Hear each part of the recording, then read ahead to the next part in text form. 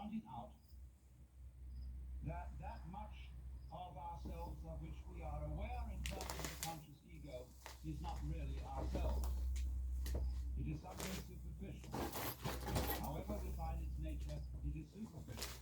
And the realities of human life are not under the gaze of its scanning process, at least not in the ordinary way. And that was a tremendous revelation. There's no question about that.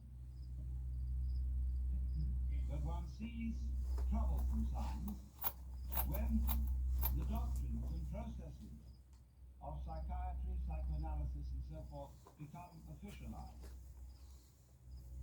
And I think Thomas Sass, in his books, The Myth of Mental Illness and The Manufacture of Madness, is pointing out something extremely important.